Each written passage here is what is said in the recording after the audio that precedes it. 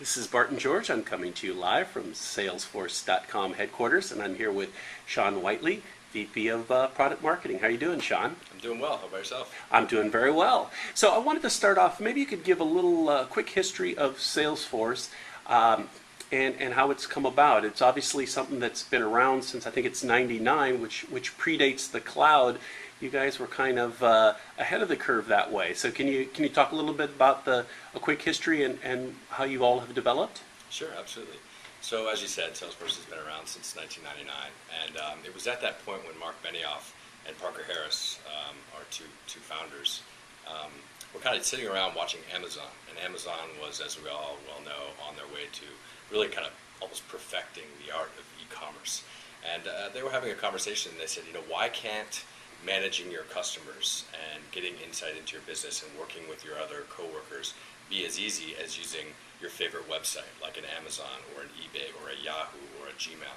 So what they did is they really set out to create a website that helps you run your business, and most notably helps salespeople sell more, helps support organizations better support their customers, and even IT and developers to build applications as well.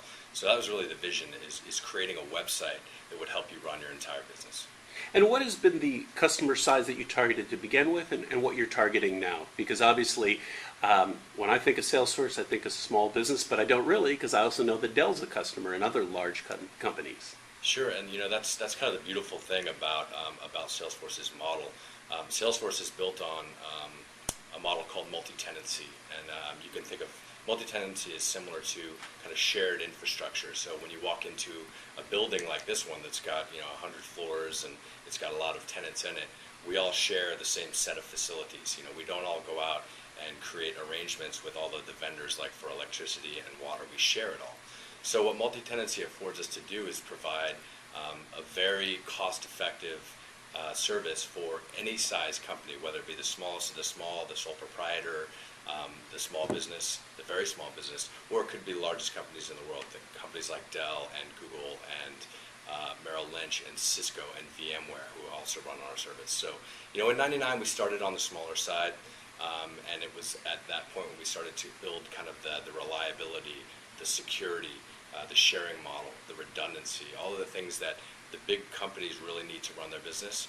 And the great thing is it's available to the small company and the large company for a pay-as-you-go cost, which I think is another important thing to understand.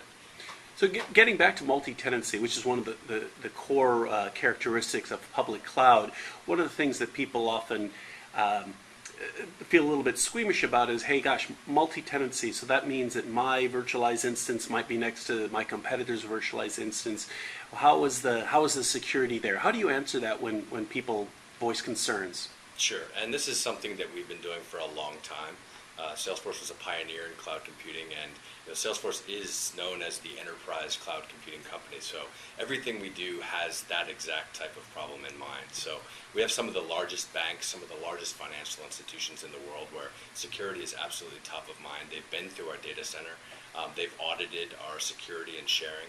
And they've all checked off on it, and we've been doing this for years. So, at this point, we are really the leader in securing somebody's mission-critical information in our data center.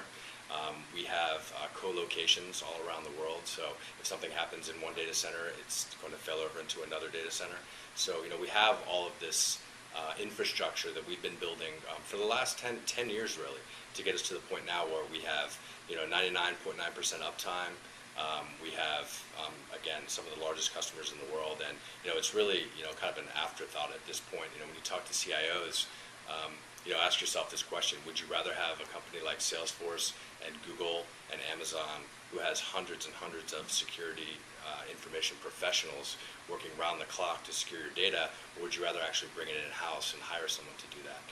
At this point, companies like Salesforce and Google and Amazon have gotten very, very good at securing their data. So, kind of ask yourself who you'd rather, employ to secure your data. And then switching to Force.com, which I think has been around now maybe for a year or two, developing a platform as a service. Can you talk a little bit about that? Sure, absolutely. So, as with any enterprise application, when the company starts using it, every company has unique business requirements, especially small businesses. And, and big businesses get to the point where, they like what you have, but what they want to do is they want to create custom fields and custom objects and custom reports and custom dashboards, and they want to recreate the user experience. So at Salesforce, we've always supported a lot of customization of our applications, but what that led to was a full-blown platform. So just like the evolution of other software applications in J2EE and .NET, now there's Force.com. And there's other cloud computing platforms out there as well, EC2 and S3 from Amazon, App Engine from Google. And Force.com is really a full-blown development platform where people can actually code custom applications from the ground up to meet their unique requirements, and it runs in our data center. So, the great thing about that is, you don't have to invest in hardware and software and a lot of, proprietary infrastructure. You can actually just open up a browser or an IDE, and you can actually start coding an application that runs in our data center. And we sort of give you all of the things you need to actually make that application that you build secure and reliable and scalable, and all the things that you need to run your business applications. So Force.com is something that we've seen grow immensely over the last couple of years, and we see a lot of growth going forward. The other thing that's really interesting about Force.com is what has emerged is a marketplace of third-party applications. We call it the App Exchange. You probably noticed that Google launched one as well called the Google Apps Marketplace. And I think what you're going to see going forward is not only platforms but also marketplaces. So when there's a platform you can build applications, you'll see these third-party ecosystems of third-party applications that plug right in to your applications. And I think that we talk about it like going to iTunes or going to eBay. You can actually shop for applications that help you extend the cloud applications that you use to run your business. Cool. And then focusing back on the small, medium business, maybe you can talk a little bit about what Salesforce and Dell are doing together to address that market. Absolutely. So Dell is the trusted advisor to millions and millions of small businesses. I challenge you to go walk into a small business and not find it could be a laptop, or it could be a desktop, or it could be printers, or one of the millions of things you can get from Dell. But I think Dell has kind of emerged much like American Express as really a go-to place for a small business when they need something, and Dell can kind of advise them as to what might be relevant for a company of this size in this industry or this vertical with these kind of requirements. And I think where Dell and Salesforce have a ton of synergy is that you can walk into Dell, you can get a laptop for a very affordable price, and then you can actually just go and have an internet connection, and you can start using Salesforce.com. So inside of a few minutes, for as low as $5 a user a month, you can start managing your customers, you can start organizing your tasks and appointments, you can start gaining visibility into your existing portfolio of business, you can start better servicing the customers that you have.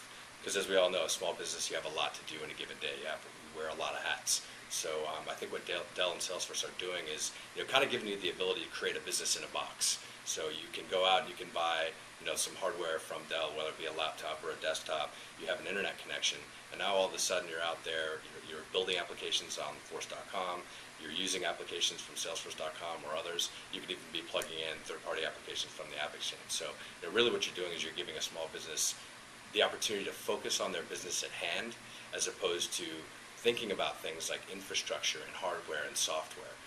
So really, I think at the end of the day, small businesses really just want to focus on their business at hand, and they don't want to deal with things like IT and hardware and software. They'd rather just focus on their core business. Excellent. Sean Whiteley, thank you so much.